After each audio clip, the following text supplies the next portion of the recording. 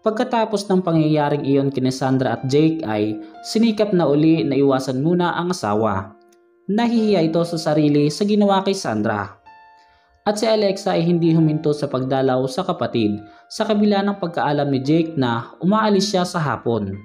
Hindi niya maaaring pabayaan ang kapatid. Maliban pa sa ang ginawa niya ay paraan upang hindi mapagtuunan ng isip ang nangyari sa kanila ni Jake. Gusto niyang masaktan sa ginawang pag-iwas nito pero wala siyang magawa. Simula pa'y ganoon na ang trato sa kanya ng asawa and sex didn't change the relationship.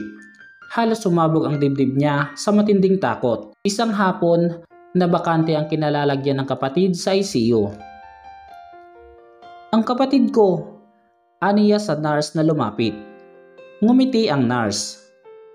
Nasa kwarto na ang kapatid mo, miss. She regained consciousness 2 hours ago. Oh, gusto niyang himatayin sa kaligayahan. Paano nangyari? Ang binatang kasama ninyo nung isang linggo ay 2 beses pa uling nagbalik dito. Kasama minsan ng mama ninyo. At kanina'y laking gulat niya nang magmulat ng mga mata ang pasyente. Si Bernard? Hindi siya makapaniwala. Nag-uumapaw ang damdamin sa tuwa na nagmadaling lumabas ng ICU si Alexa at patakbong pinanhik ang 4th floor kung saan naroon ang silid ng kapatid. Sa pasilyo ay nakasalubong niya si Eleanor. Mama? Alexa, anak! Niyakap siya nito kasabay ng marahang pag-iyak. Nagkamalay na ang kapatid mo, Alex. Nagkamalay na siya. Gusto ko siyang makita, Mama. Tara sa silid niya. Naroon din si Bernard. I've tried to call you pero nakaalis ka na raw. Binuksan nito ang pinto ng suit ni Sandra. Magkasabay na lumingon sa kanila ang dalawang nasa loob. Amazement ang rumehistro sa mukha ng kapatid at pagkailang naman ang kay Bernard. Ano man ang gusto niyang itanong sa binatay, hindi mangibabaw sa isip niya. Kamukhang kamukha kita. Wika ni Sandra. We're twins? Sinulyapan ni Sandra ang ina. How? Mahabang kwento, Sandra, at huwag kang mag-alala dahil malalaman mo rin. Ang mahalaga ay nalaman mong may kakambal ka, anak, si Alexa. Halos araw-araw ay dinadalaw ka niya at kinakausap. I heard voices ng babae at tapos lalaki. Sumulyap ito kay Bernard na nasa isang tabi. Magpapaalam na muna ako, Alexa. Tita Eleanor. Sinulyapan nito si Sandra. Babalik ka, di ba? Dalawin muli ako bukas. Wika ni Sandra. Tumango ang binata. Nahihiyang tumingin kay Alexa. Sasamahan kita sa labas, Bernard. Sandali lang ako, Mama. Sandra. Sumabay siya sa binata paglabas nito. Gusto kong pasalamatan ka, Bernard, sa pag-uukol mo ng pansin kay Sandra. Aniya nang nasa pasilyo na sila. Maliit na bagay, Alexa. Ang totoo ay nahihiya ako sa'yo. Noong una ko siyang makita ay hindi ko maipaliwanag ang sarili ko. Naaawa ko sa kanya. Sa isip ko ay ikaw ang naroroon at walang malay. Technically alive and yet dead. So, I was compelled to come back na sa palagay ko ay magkakaroon ng kaugnayan si Sandra sa mga buhay kung patuloy akong babalik at kausapin siya. Paliwanag ng binata. Naiintindihan ko, iyon din ang nararamdaman ko nang una ko siyang makita. Do you mind if I'll visit her again? Alanganing tanong nito. Mabilis na umiling si Alexa. Dalawin mo siyang muli, Bernard. Please. Sa nakita ko'y mukhang nagkahulihan kayo ng loob ni Sandra. May bahid ng panunukso ang tinig niya na hindi nakaligtas sa pandinig ng binata. Alexa. Masyado kang seryoso, Bernard. Gusto lang kitang patawanin. Depensa niya. Nang makaalis ang binata ay bumalik sa silid ng kapatid si Alexa. Sinabi ni Mami sa akin ang tungkol sa ating dalawa. Salubong ni Sandra. But No matter what happened, Alexa, I'm glad that I have a sister. Inabot ni Alexa ang palad ng kapatid at ikinulong sa mga palad niya. Ako rin, Sandra. Pagkatapos ay nilingon si Eleanor. Mama, ano raw ang sabi ng doktor sa kalagayan niya? Hindi ba dapat na magpahinga siya? Oh please, wag niyo akong patuluging muli. Protesta niya. Talk to me, Alexa. Tell me everything about yourself. She will make it, Alexa. Iyon ang sinabi ng mga doktor na sabay-sabay tumingin sa kanya kanina. Magkakaroon siya ng series of test bukas at malaking pag-asa ang sinabi ng doktor na nilampasan na ng kapatid mo ang krisis. Nakangiting sinabi ni Eleanor. Kung uuwi agad si Bernard ay malalaman ng daddy ang pangyayaring ito and I hope luluwas siya agad. Bumaba ang tingin niya sa kapatid. Ano ang magiging reaksyon mo sa daddy, Sandra? Tulad mo, Alexa, gusto kong makilala ang tunay kong ama. Paniniyak ni Sandra. At tayo, marami tayong babawiin. I have always wanted to have a sister. Hindi makasagot si Alexa. Nagbabara ang lalamunan sa emosyon. Makalipas ang mahigit kalahating oras ay nagpaalam na siya upang umuwi. Bagaman hindi pa sana siya gustong pakawalan ng kapatid ay napahinuhod niya ito ng mga kung babalik kinabukasan. Habang nasa daan ay abala ang isip niya kung paano na ngayong nagkamali na si Sandra. Hindi pa nila sinasabi ni Eleanor ang tungkol sa pagpapakasal niya kay Jake. Pero pasasaan ba at darating ang oras na kailangan na nitong malaman ang totoo? O baka mamayang gabi lang ay magkakalakas loob na si Eleanor na sabihin dito ang katotohanan. Nakahinga siya ng maluwag nang mapunang wala pa ang kotse ng asawa sa garahe. Kaya hindi na niya napagtuunan ng pansin ang isang kotseng bahagyang nakahalang sa driveway. Tinaguan lamang niya ang hardinero at boy na nasa labas at dire-diretso na sa loob. Nahahapo siyang naupo sa sofa. Pasado 6:00 na at ipinagpapasalamat niyang hindi siya naunahang umuwi ng asawa. Inihilig niya ang ulo sa sandalan at pumikit. Isang halik sa labi ang nagpamulat sa mga mata niya. Isang hindi kilalang lalaki ang nasa harap niya. Sino ka? Gulat na tanong niya. Mula sa pagkakayuko sa kanya ay tumawid ang lalaki. Mataas ito at mistisuhin. Magandang lalaki. Sino? Ako? Amyos nitong gagad kasabay ng malakas na tawa. Mahigit 2 buwan lang akong nawala ay hindi mo na ako kilala? Nagka-amnesia ka ba? Litong-lito siya. Si Ryan ba ang lalaking ito o isa sa mga kaibigan ng pamilya? Hindi niya malaman kung paano makatitiyak dahil kung kapatid ito ni Jake ay malaking-malaki ang kaibahan ng dalawa. At talaga palang pinakasalan ka ng tuluyan ni Jake, Sandra? Hindi ko akalaing para lamang makasipsip ng husto sa papa ay gagawin niyang pakasalan ka. Patuloy ng lalaki at doon niya natiyak na si Ryan niya ito. Wala pa si Jake, Ryan. There, and I thought you don't remember even my name. Kung sa bagay ay pabor sa akin na nandito ka sa mansyon, Sandra. Magiging madali para sa akin na puntahan ka rito. Di ba, honey? Nilapitan siya nito at akmang yayakapin, subalit mabilis siyang umiwas at tumayo. Wala kang karapatang gawin sa akin yan, Ryan. May asawa na ako. Well, naging asawa mo lang si Jake ay nagkaganyan ka na. Anong akala mo, Sandra? Nakasandal ka sa pader? Nagkakamali ka, my dear. At mabilis siyang nahawakan nito sa braso at hinata. Bitiwan mo ko! Nagpumigla si Alexa. Stop this foolishness, Sandra, and kiss me like you used to. He was urging her and seductively dumapo ang mga labi nito sa liig niya. Nasindak si Alexa at marahas na itinulak ang lalaki sa pagkabigla nito. Shit! Anong gusto mong palabasin? Playing hard to get? May asawa na ako, Ryan. Walang gusto sa'yo si Jake. Ako ang may gusto sa'yo, Sandra. Ako ang nagmamahal sa'yo at alam kong ako rin ang mahal mo. Lumalakad ito papalapit sa kanya habang nagsasalita. Nalito si Alexa.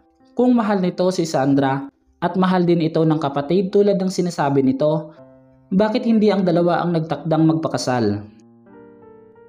Huwag kang lalapit, aniya na humakbang paatras. Nahawakan niya ang isang ashtray sa likod ng chest na naatrasan niya.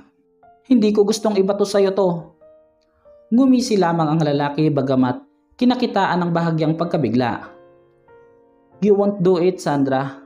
Kaya ka pumayag na magpakasal kay Jake ay upang mapalapit sa akin. Huwag kang lalapit. Akma niyang ibabato ang ashtray sa lalaki nang mula sa likuran ay nagsalita si Jake.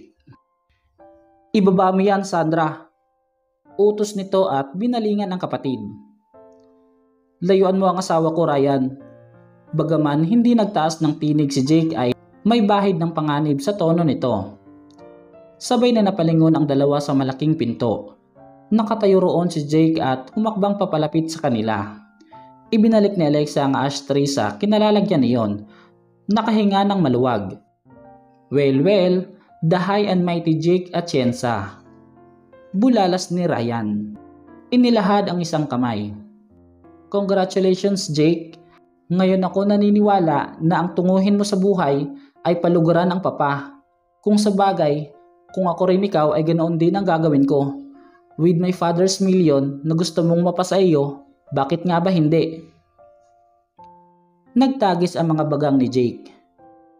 Kung hindi mo gustong bisitahin ang dentista mo bukas, Ryan, at mabasag ang mukhang malimit mong ipagmalaki, ay aalis ka ngayon din. May banta sa tinig nito.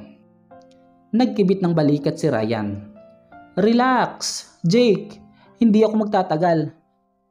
Tiniyak ko lang na totoo ang balitang pinakasalan mo si Sandra. Nilingon nito si Alexa. Ngumisi. Welcome to the family, Sandra. I'll see you again. Pagkatapos ay humakbang palabas at bahagyang tinapik ng kamao ang braso ni Jake. Naupo sa sofa si Alexa nang mawala sa paningin si Ryan. Ayos ka lang ba? Marahan siyang tumango. Concern ba ang nakita niya sa mga mata ng asawa o imahinasyon lamang niya? Magbihis ka at sa labas tayo kakain. Wika nito na ikinatitig niya kay Jake. Magbibihis? Ulit niya. San tayo kakain? Nagkibit ito ng balikat. Kung saan mo gusto. Anong isusuot ko? Lumarawan sa isip niya ang laman ng kanyang wardrobe. Natawa si Jake. Anything, wag lang yang kupas na maong at t-shirt na suot mo ngayon. Hindi ako makapaniwalang I've been seeing you in those denims mula nang makasal tayo, Sandra. Where's the sophisticated, elegant, and classy Sandra Montejo na kilala ko? Umiwas siya ng tingin at tumayo. Hindi ako si Sandra, Jake. Gusto niyang sabihin pero sa halip ay dumiretso sa hagdan. Sinundan siya ng tingin ni Jake. Sa itaas sa hindi malaman ni Alexa kung alin sa sariling mga damit ang isusuot. Ano man ang gawin niya ay walang akma sa mga ito sa suot ni Jake na evening suit. Maliban sa hindi na mamahalin ay binili niya ang mga damit on practically purposes. Sinulyapan niya ang hiniram na dalawang gown na ipinilit ni Eleanor. Masyadong formal sa tingin niya para sa pagkain lamang sa labas, bukod pa sa pagka-sexy-sexy ang yari. Napagtuunan niya ng pansin ang isa sa mga regalo sa kanya ng ina, isang simpleng itim na damit, walang manggas at 3 pulgada ang layo bago dumating sa tuhod niya. Isa itong straight-fitting dress na pinakatangi-tangi niyang bilhin ng ina dahil napakamahal para sa isang simpleng damit lang. Kung wariin niya, ang halaga nito ay ilang damit na niya ang katumbas. Kinuha niya ito sa hanger. Naghubad at isinuot ang damit. Tulad ng una niyang isinuot sa department store, ang naturang damit na pinagbilhan nito ay bagay sa kanya. Naiilang lamang siyang magsuot ng ganitong uri ng damit na nakalitaw ang bahagi ng hita niya. Pagkatapos maglagay ng pulbo at lipstick, inalisan niya ng tali ang buhok at hinayaang nakalugay. Kinuha ang 3 pulgadang high heel shoes na kasama ring binili ni Eleanor at isinuot. Napangiti siya sa kanyang anyo sa salamin. Fine feathers make beautiful bird. Aniya sa sarili. Pagkatapos ay bumaba. Kinabahan. Ano ang sasabihin ni Jake sa gayak niya? Hindi kaya siya alangan? Nasa ibaba ng hagdan ng asawa at pinanonood ang pagbaba niya. Sa kaba niya ay baka nadulas na siya sa hagdan dahil sa taas ng takong ng kanyang sapatos, kung hindi lamang ito carpeted. Maganda ba ang suot ko? Kinakabahang tanong niya. Nakita niya ang kislap sa mga mata nito nang hagurin siya ng tingin. Now, there's the Sandra that I used to know, and yet, so different and so unlike. Meaning, okay na sa'yo itong suot ko? Gusto niyang makatiyak. You're beautiful. Marahang usal ng lalaki. Salamat kung hindi ka nang iinsulto. Sagot niya na inabot ang kamay nitong inilahad sa kanya sa huling baitang ng hagdan. Tumaas ang mga kilay ni Jake sa sinabi niya. I mean it, Sandra, pero nakakainsulto ba ang sinabi ko? Amused nitong tanong.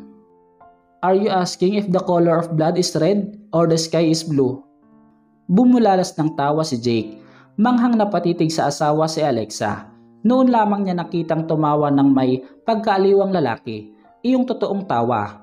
Sa tingin niya ay nabawasan ng ilang taon ang edad nito. Pagkatapos ay hinawakan siya nito sa braso at inakay sa library. Dinukot ang susi sa bulsa at isang vault ang binuksan. Mula roon ay kinuha ang jewelry box na ibinigay sa kanya ni Don Benedicto. Binuksan ni Jake ang kahon at kinuha mula roon ang isang ternong hikaw at choker chain na may mga batong emerald. Ikinabit nito sa leeg niya ang choker at ganoon din ang hikaw. Perfect! Wika nito. Baka mo hold up tayo nitong ginagawa mo. Muling natawa si Jake. Let's go, Sandra. Sa isang 5-star hotel nagtuloy ang dalawa. At sa kauna-unahang pagkakataon sa buhay ni Alexa ay naranasan niya ang mga bagay na kinasanayan ng kapatid. Pinakikiramdaman siya ni Jake habang siya hindi malaman kung paano magre-react sa ganoong luxury. You're strangely silent, Sandra. Ano ang inaasahan mong sabihin ko, Jake? Like, why did you really wanted this marriage? Kaswal na sabi ng lalaki habang hinihiwa ang stick. Hindi ba at alam mo kung bakit? Nailang niyang sagot. Alam ko nga ba, Sandra? Makahulugang tanong nito. Iniwas niya ang mga mata sa asawa at ipinagpatuloy ang pagkaing gustong magbara sa kanyang lalamunan. Well, aaklain ko bang magkatagpo tayo rito? Jake, Sandra? Si Ryan na hindi nila namalayang lumapit. Isang magandang babae ang kaakbay nito. Hello Ryan, Marcy. Kaswal na bati ni Jake sa mga ito. Hello Jake. Ang babaeng tinawag na Marcy. Hindi mo ba ako ipapakilala sa asawa mo? Sandra, I want you to meet Ryan's wife, Marcy. Pagpapakilala ni Jake. Join us. Anyaya nito sa dalawa. Hinila ang isang upuan para sa babae na umupo naman. I'm pleased to meet you, Sandra. Asawa? May asawa ang Ryan na ito? Hindi ma-absorb ang isip ni Alexa ang natuklasan. Ang babaeng hindi pa halos nakakaupo ay agad ring tumayo at napahawak sa braso ni Ryan. Honey, suot niya ang mga alahas ng mama mo. Napatitig din sa leeg ni Sandra si Ryan. Ano ang ibig sabihin nito, Jake? Wika nito sa nagtatagis ng mga bagang. Bakit nasa asawa mo ang family heirloom? Nasa public place tayo, Ryan. Baka nakakalimutan mo. Huwag kang gumawa ng eksena. Matabang na sagot ni Jake na patuloy sa pagkain. Pahablot na hinila ni Ryan ang silya at naupo. Tinitigan si Sandra. Paanong napunta sa'yo ang mga alahas ng mama, Sandra? Ryan, hindi ako makapaniwalang nasa kanya ang mga alahas ng mama. Si Marcy na pigil ang paghihisterya. Pinaglipat-lipat ni Ryan ang paningin sa mag-asawa. Sagutin mo ang tinatanong ko, Jake. Bakit napunta kay Sandra ang mga lahas na yan? Nagkibit ng balikat si Jake. Inabot ang tubig at uminom. Nagpunas ng napkin sa bibig. Iyan ang iniregalo ni Papa sa kanya, Ryan. noong araw na kami ay ikasal. No! Sigaw ni Marcy, hinawakan sa mga balikat ang asawa. Ako ang dapat na magmay-ari ng mga alahas na yan, Ryan. Ako, dahil ikaw ang tunay na anak ni Papa. Si Alexa na nanatiling nakamasid at nakikinig ay walang masabi. Lalong nagulo ang isip niya sa narinig. Si Ryan ang tunay na anak ni Don Benedicto. At paano si Jake? Hindi ako naniniwalang magagawa ng Papa ito, Jake. Napukpok ni Ryan ang mesa. Natuon ang pansin sa kanila ng kalapit na mga kumakain. Nilason mo ang isip ni Papa upang ibigay kay Sandra ang mga alahas na yan. Pupuntahan ko ang Papa ngayon din. Mabilis itong tumayo kasabay si Marcy na ang mga matay na sa leeg at tenga pa rin ni Sandra. Wala na ang dalaway hindi pa rin makaapuhap ng sasabihin si Alexa. Tapusin mo ang pagkain, Sandra. At huwag mong intindihin ang dalawang yon. Utos ni Jake. Umuwi na tayo, Jake. Tapos na akong kumain. Ipagpaumanhin mong nasira ng mag-asawang iyon ang gabing ito. Sagot ng lalaki na sinenyasan ang waitress para sa bill nila. Nasa daan na sila'y hindi pa rin malaman ni Alexa ang iisipin. Alam ba ni Sandra kung anak o ampon ni Don Benedicto si Jake?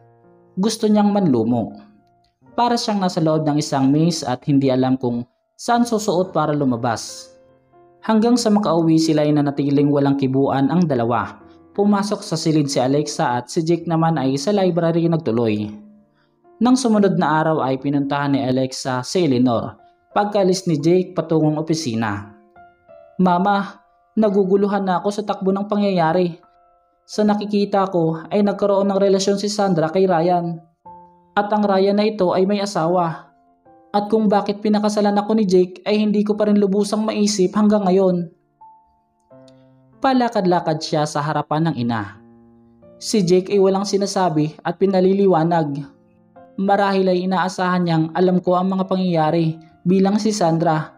And I just can't keep silent and pretend to be so innocent. Hindi ko pa masabi kay Sandra ang pangyayari, Alexa. At baka hindi pa siya lubusang magaling. Bagaman kagabi ay nagsimula na siyang magtanong tungkol kay Jake at kung bakit hindi man lang ito dumalaw sa kanya.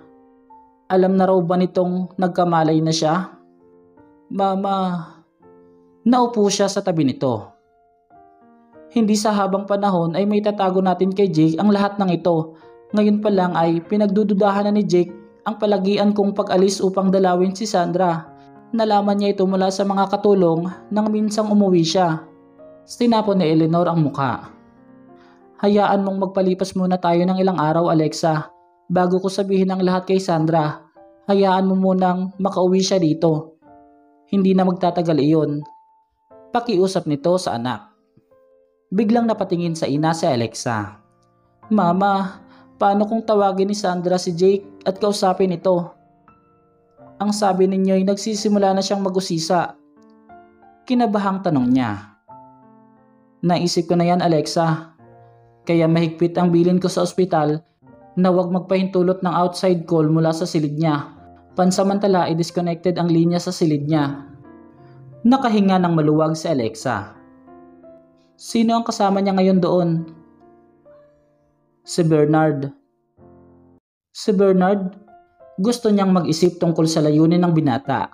Pero muli, ang sariling suliranin ang laging nangingibabaw sa isip niya. Minabuti niyang wag na munang dalawin si Sandra at umuwi na lamang. Hindi pa siya gaanong natatagalang nakauwi nang tumawag si Jake. Sandra, gusto kong sabihin sa iyong uuwi na ako ng Batangas ngayong gabing ito. May pampamilyang bagay akong aayusin. Tumawag ang papa. Bukod pa sa kailangan ako sa pabrika, 3 araw ako roon. Ang sabi nito sa kabilang linya. Balak niyang sabihin gusto niyang sumama pero minabuting hindi na. Pagkakataonan niyang madalaw si Sandra nang hindi niya kailangang magmadali. Isa pa, kung totoo ang sinabi ni Ryan kahapon sa pagkikita nilang apat ay tiyak niyang nasa Batangas din itong kasama ang asawa. Hindi niya gustong magkita-kita sila roon at manatili siyang walang kibo sa mga pinag-uusapan. Sa ikalawang araw na wala si Jake ay na-discharge si Sandra mula sa ospital. Muli ay kasama si Bernard nang ihatid ang dalaga sa bahay ni Eleanor. Mama, gusto kong tawagin si Jake Wika ni Sandra makalipas ang 1 oras na makauwi. Gusto kong malaman niyang nakalabas na ako ng ospital. Nagkatinginan sina Eleanor, Bernard at Alexa. Bakit hindi mo muna ipagpaliban ang pagtawag sa kanya, iha? Salo ni Eleanor. Bagaman hindi ka personal na nakakausap ni Jake ay tumatawag naman siya sa akin upang kumustahin ka, iha. Gusto kong malaman kung ano na ang nangyari sa planong pagpapakasal. Alam kong hindi gusto ni Jake na magpakasal sa akin at ayokong tuluyan siyang makakita ng dahilang iwasan ito. Patuloy ng dalaga na lumakad patungo sa kinaroroonan ng telepono. Mabilis na humabol si Eleanor at hinawakan ng anak sa 2 braso at muling inakay sa sofa. Please, Sandra, saka mo nalang tawagan si Jake. Pinaglipat-lipat ng dalaga ang tingin sa tatlo. Bumangon ang hinala sa dibdib. May ipinaglilihim ba kayo sa akin, Mama? Umurong ba sa kasal namin si Jake? Iha, kailangang makausap ko si Jake.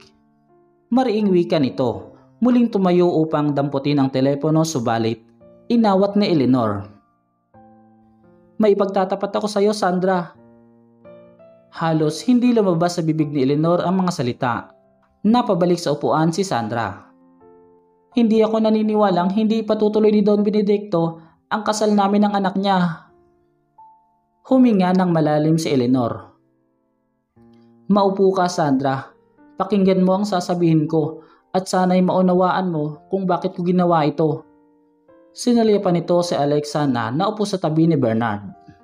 Itinuloy ni Don Benedicto ang kasal ninyo ni Jake, iha. Sa katauhan ni Alexa, bilang ikaw. Ano? Si Sandra na nagsalubong ang mga kilay. Hindi ko kayo naiintindihan. Ang pagkakaalam ni Jake na ang pinakasalan niya noong araw na nakatakda kayong pakasal ay ikaw, Sandra. Sa marahang salita ay unti-unting ipinagtapat ni Eleanor sa anak ang buong pangyayari. Nanlumo si Sandra matapos magsalita ni Eleanor. Mama, bakit ninyo ginawa iyon? Dahil sa iyo, Sandra. Sa palagay mo ba'y patuloy na dadaloy ang pinansyal na suporta ni Jake sa sandaling nalaman niyang maaari siyang umiwas na pakasalan ka? Si Jake, Mama, pero hindi si Don Benedicto. Natitiyak ko yon. Ano man ang nangyari sa akin ay tutulungan ako ni Don Benedicto. Kaibigan siya ni Papa at isa siyang marangal na tao. Pagalit nitong sinabi. Sandra, nalilitong wika ni Eleanor. Bakit ganoon na lang ang katiyakan mong pakakasalan ka ni Jake dahil kay Don Benedicto?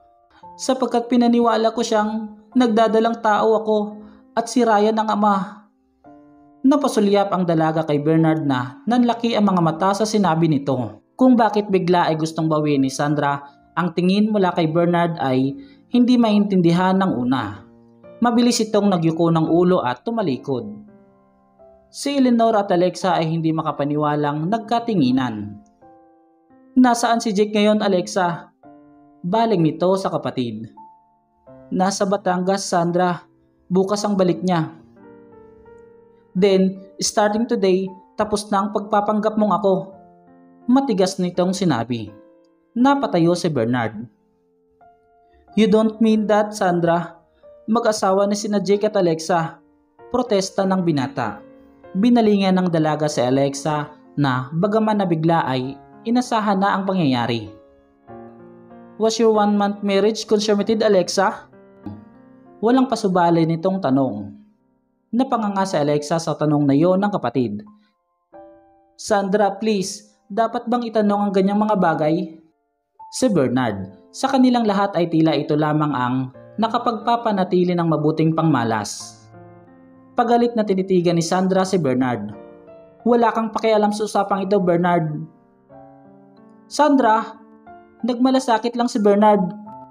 Si Eleanor na hindi makapaniwala sa inasal ng anak. Hindi nito kabisado ang bahaging ito ng pag-uugali ni Sandra. Ang Sandra na kilala nito ay masayahin, galawgaw at palakaibigan. Walang natatandaan sa Eleanor na nagalit o sumigaw sa kapwa ang anak. Naapektuhan ba ng pangyayaring nakomato si Sandra? Magaling na ba itong tuluyan? Nagpapasalamat ako at kahit na sa panahong hindi mo ako kilala, ay pinagmalasakitan mo ako, Bernard. Pero may hinala kong kaya mo ginawa iyon ay dahil kay Alexa. Magkababayan at magkaibigan kayo. Hindi ko alam kung ano ang relasyon ninyong dalawa bago siya nagpakasal kay Jake.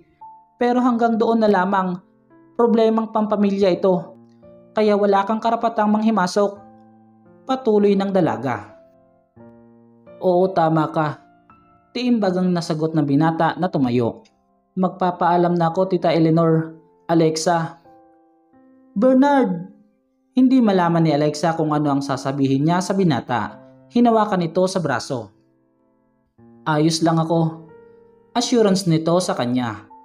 Kung kailangan mo ng tulong ko'y, alam mo kung saan ako hahanapin. Tinanguan nito si Eleanor na walang masabi at tuloy nang lumabas. Sinundan ito ng tingin ni Sandra na hindi mawari kung ano ang isinasa loob. Pagkalabas nito'y muling binalingan si Alexa. Sagutin mo ang tinatanong ko, Alex. Was your marriage consummated? Itinaas na Alexa ang muka. Kailangan niyang magsinungaling upang mapanatili ang pride. Iyon na lamang ang natitira sa kanya. No! Ngumiti at tumango-tango si Sandra. I thought so. Jake disliked me to the point of hatred. Isa pa, bago pa man ipinasya ni Don Benedicto na ipakasal ako sa kanya, ay hindi na kami magkaibigan, bagaman hindi rin naman magkaaway. Hindi niya ako marahil type. Sinabayan ito ng kibit ng balikat. Bakit gusto mong pakasalan ka ni Jake, Sandra? Gayong sa nahihinuha ko'y kayo ni Ryan ang may relasyon.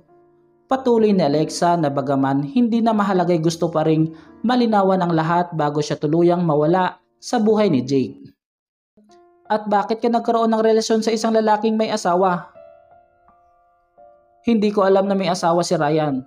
I mean, ang pagkakaalam ko'y divorce sila ng asawa niya. They married in the States 2 years ago and got a divorce a year later. Iyon ang mahigpit niyang ipininiwala sa akin.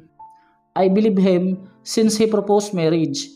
Nilingon nito ang ina at kapatid. Sa kabila ng reputasyon ko sa mga taong nakakakilala sa akin, ay hindi pa ako nagkaroon ng pagkakataong makipagtalik ng tuluyan sa isang lalaki. I allowed heavy beating and nicking. Ano ang nangyari sa inyo ni Ryan? Si Eleanor na hindi nakatiis na hindi magtanong. Nothing. Pagalit nitong sagot. Birthday ni Don Benedicto noon, sa Batangas ginanap ang maliit na party. Pagkaalis ng mga bisita ng bandang hating gabi, nag-swimming kami ni Ryan sa pool. Mag-boyfriend kami at okay lang sa akin ang mga ginagawa niya. Subalit nakainom na si Ryan ng mga sandaling iyon. Dahil maaga pang nagsimula ang party, ay umiinom na siya. He wanted us to have sex. At marahas na niyang natanggal ang bikini top ko. Tumakbo ako papasok sa loob ng silid na nakatoka sa akin. Hinabol ako ni Ryan at nakapasok siya bago ko na isara ang pinto. Oh, Sandra? Si Alexa na hinulaan sa isip ang sumunod na nangyari. Nagpatuloy ang dalaga na tila hindi narinig ang kapatid. He was so drunk at hindi ko na siya maawat halos. Sinasabi kong magagawa namin ang lahat ng gusto niya kung kasal na kami. Although at that time ay nakahanda na ako sa anumang mangyari. He was so drunk na hindi alam ang sinasabi. He told me he was still very much married to Marcy, na hindi niya ako maaaring pakasalan, but I could be his woman anyway. Ibabahay niya ako, etc. Nakita ni Alexa at Eleanor ang pananalim ng mga mata ng dalaga habang sinasabi nito ang mga bagay na iyon. I was horrified. I may be a flirt, a tease, pero hindi ako papatalo sa isang may asawang tao. Pinilit kong makalabas ng silid pero naging marahas na si Ryan to the point na sinaktan na niya ako. I had bruises everywhere. Hindi ko na inasahang makakaalpas pa ako sa oras na iyon. Tapos umismid na ang dalaga. Funny, but when I thought I would be raped, ay saka naman hindi nangyari. He was so drunk that he could not even make it. He collapsed right on top of me. Hindi nagawa ang nilalayong gawin. Isang buntong hininga ang pinakawala ni Alexa na hindi niya alam na pinipigil niya. Galit na galit ako ng mga sandaling iyon. Niloko niya ako. Pinaniwalang pakakasalan. Pinaniwalang matagal na silang divorce ng asawa niya. Tumayo ako at sinikap kong punasan si Ryan upang bahagyang magkamalay. Paulit-ulit ko siyang pinupunasan ng maligamgam na tubig mula sa banyo. Kung gaano katagal ay hindi ko alam. When he started to get sober, I opened the door. Pagkatapos ay tumili ako ng tumili. Tumawa ng bahaw ang dalaga. You can guess what happened? Si Don Benedicto ay inatake sa puso na natakot din naman ako. Mabilis na dumating ang pampamilyang doktor nito. Really, I create chaos. Kung nakamamatay ang tingin na Jake at Ryan, ay namatay na ako sa oras na iyon. Punit ang bikini ko at nakabakas pa sa katawan ko ang karahasan niya. At ang gulo sa silid ay lalo nang nakadagdag sa pangyayaring gusto kong iparating sa kanila. At dahil hindi ka maaaring pakasalan ni Ryan dahil may asawa ito, ay si Jake ang nag-alok ng kasal? Tanong ni Eleanor. Hindi sa simula. Ang gusto ko lang naman ay magulo sila. Dati nang magkagalit ang magkapatid na Ryan at Jake at alam kong pinaboran ni Don Benedicto si Jake dahil sa pagiging responsable nito. Pero isang araw ay muling nagpunta sa apartment ko si Ryan. Gusto niyang matiyak kung totoong may nangyari sa amin. And I started to make a fuss. I was so angry na sinabi ko sa kanya ang talagang nangyari and laughed at his face. Nilingon nito ang ina. Iyon ang inabutan mo, mama, ang pag-alis ni Ryan na galit na galit. Ang hindi mo nakita ay nang sampalin niya ako. Kinabukasan ay tinawagan ko si Don Benedicto at sinabi kong hindi dumating ang buwan ng dalaw ko. Oh, Sandra, anak. Nagkibit ng balikat si Sandra. So you see? Nataranta ang matanda. Ang hindi ko lang maintindihan ay kung paano niyang napakiusapan si Jake na pakasalan ako. Walang masabi sina Alexa at Eleanor. Kaya alam kong hindi ako pababayaan ni Don Benedicto, mama, kahit pa nalaman ito ang nangyari sa akin. They're so rich at baliwala dito ang perang maaaring gastahin nila sa ospital. Nagpalakad-lakad ito at muling binalingan si Alexa. Maraming salamat sa ginawa mo, Alexa. No harm done. Bukas, pag uwi ni Jake, ay ako na ang madadatnan niya sa mansyon. Sandra, hindi mo magagawa ito. Tunay na mag-asawa sina Jake at Alexa. Ang tanging magagawa natin ay ipalam kay Jake ang totoo at bahala siyang pagpasyahan ng lahat. At dahil marangal na tao si Jake ay natitiyak kong hindi nito hihiwalayin ng kapatid mo.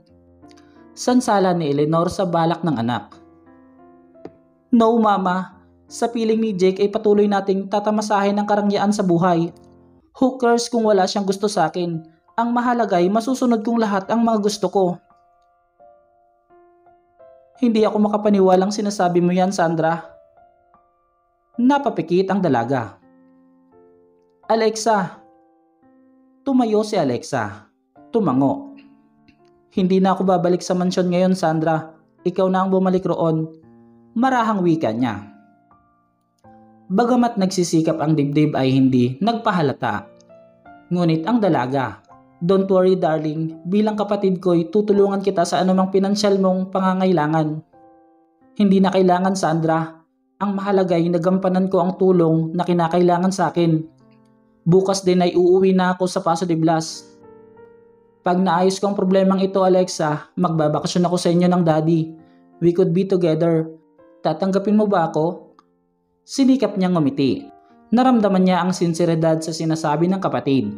Kung ano man ang mga nagawa at naging pagkukulang nito'y maaaring hindi niya mapatawad. Nasaktan nito at tama lang naman talaga na ito ang asawa ni Jake. Sa lahat ng sandali, Sandra, matutuwa ang daddy na naroon ka. Niyakap ni Sandra ang kapatid. Kailan lang tayo nagkakilala, Alexa? Sana hindi maapektuhan ng pangyayaring ito ang pagnanais kong makasama ka, kayo ng daddy. Malungkot na ngumiti ang dalaga. Si Bernard, magkasintahan ba kayo? Umiling siya. No, we're friends. Good friends. Sana nagkakilala kami bago nasabit ang buhay ko kay Ryan, Alexa. I kind of like him. Wala akong makitang dahilan para hindi kayo maging mabuti ring magkaibigan ni Bernard, Sandra. May palagay akong may pagtingin din siya sa'yo. Umiling ang dalaga. Pagkatapos ay lumingon kay Eleanor na hanggang sa oras na iyon ay hindi malaman kung ano ang tamang gawin at sabihin para sa dalawang anak. Samahan na ninyo sa silid si Alexa, Mama. Uuwi ako sa mansyon ngayon. Hindi mo pa kaya, Sandra. Ihahatid kita roon. Wika ni Eleanor. Kayo ang masusunod